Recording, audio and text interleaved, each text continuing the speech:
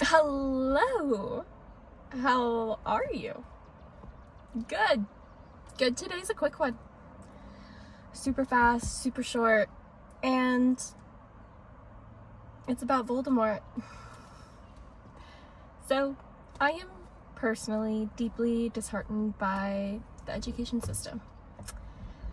When I wrote this, I had just gone to a wedding in Mexico, and I had a conversation with somebody in college and talked about how much AI is restricted and expected not to be used by students in application. I have very little to say that I haven't already stated, but I did say this and it deeply affected me, and I was like, ooh, I'm gonna hold on to that one. That's a goodie. That's a good one. And I do use it quite often. I do re-say it, and here it is. Currently, education systems are treating AI as if it's Voldemort. AI is not Voldemort. AI is how we defeat Voldemort. Those currently in power quake in their boots with this new ability to wield power. They will never aim to teach you not to be scared. It is up to you to say the name everybody fears, because fear itself is a recognition of power, and power in the right hands can change the world. I want you to do so. Let's chat again soon. Gibbs.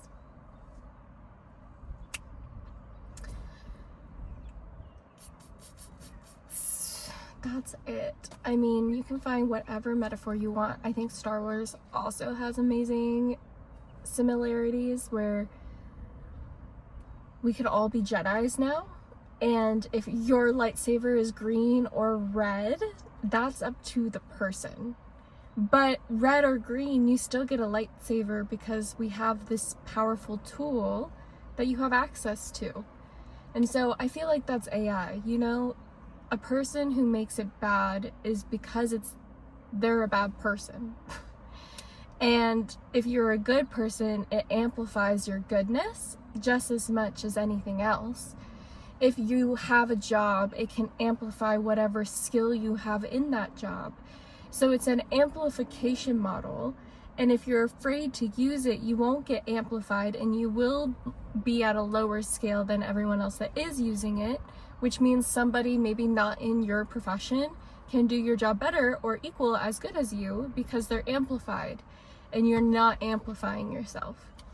And in the Harry Potter world, it's just this feeling of like, you don't talk about it, you can't mention it, don't talk about that you use it because it's a bad thing to be using. That's where I really see the Voldemort scenario like mixing in so much, is that social connotation of like don't talk about it. Like, we know it exists, but don't talk about it. And I'm just like, why are we not talking about it? And in school in particular, it's like jobs want you to have it. And also, we should be viewing school systems as ways to teach people how to use it, because like I said, green or red, we need to teach people how to be green with how they use it.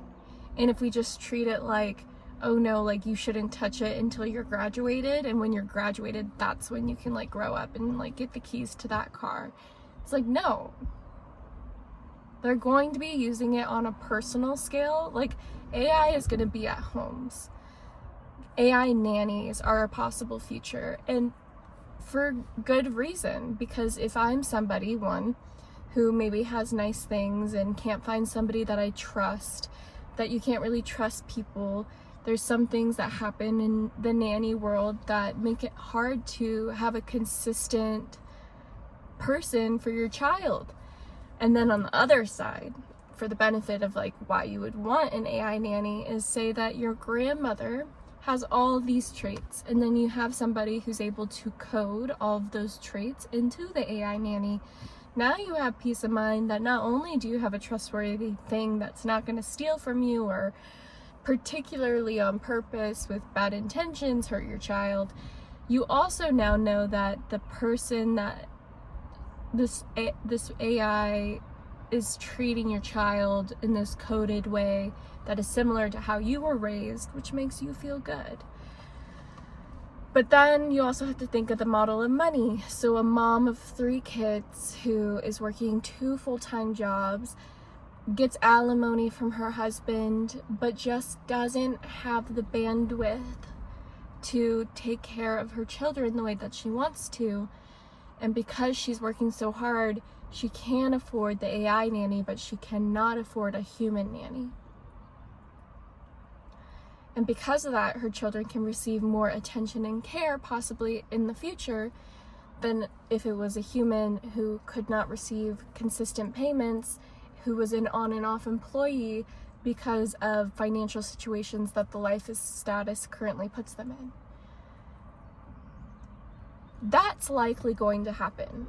So if you're a teacher and thinking that my child, or like our children in the education system, shouldn't have to learn new AI until college, until high school, children will be exposed to AI as children because it's going to be in our everyday lives.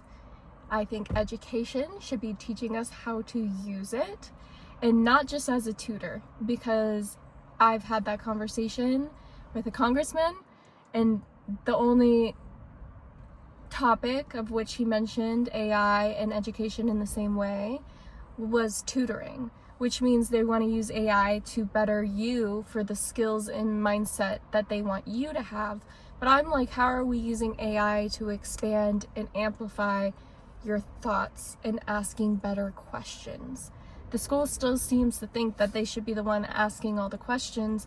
I'm like, we should be teaching people how to ask questions. We should be teaching students how to be strong advocates for a thought and expand into that thought in a research way. Everyone can make hypothesis. Everyone can examine a hypothesis. So there's just a lot of shifts that need to happen, and I have a lot of feelings, a lot of thoughts. But AI is not Voldemort. AI is how we defeat Voldemort. See you next time. Bye.